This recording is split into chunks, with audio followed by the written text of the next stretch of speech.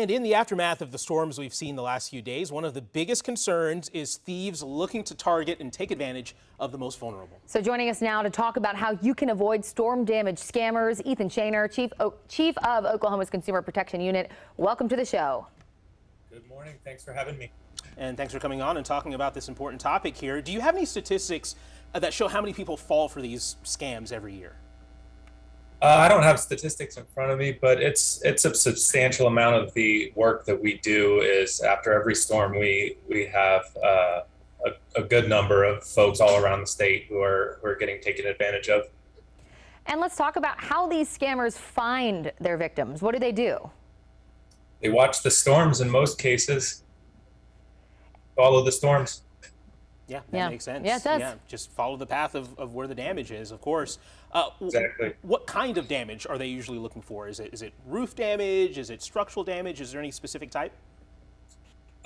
Typically, it's roof damage. I mean, that's the most common complaint that we get into our office that ends up with a prosecution is roof damage. But it runs the gamut. You know, you have hail that will take down siding, will take out windows. But roofing is the most common. How can you tell if it's a scammer versus someone who just really legitimately wants to help you? Well, there's a number of warning signs that are a common thread in the complaints that we get.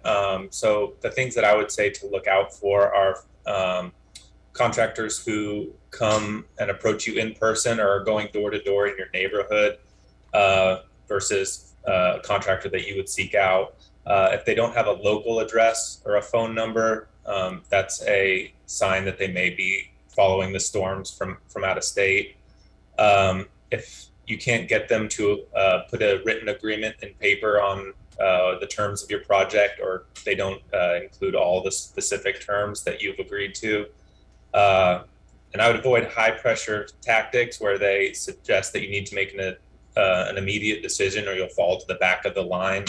And demand a substantial upfront payment to begin your project. Those are all warning signs. So unfortunately, if you think that you have fallen victim to a scammer, what is the first thing that you should do? So you can contact your local law enforcement office. You can certainly contact our office. We've done this for a long time. So we know what to look for. And but yeah, it's get in touch with law enforcement as soon as you can. All right, Ethan Shaner there with Oklahoma's Consumer Protection Unit. Thank you so much for these tips. We know now is the time to be talking about these things as people, the sun comes up and people wake up and take stock of the damage. So we appreciate you.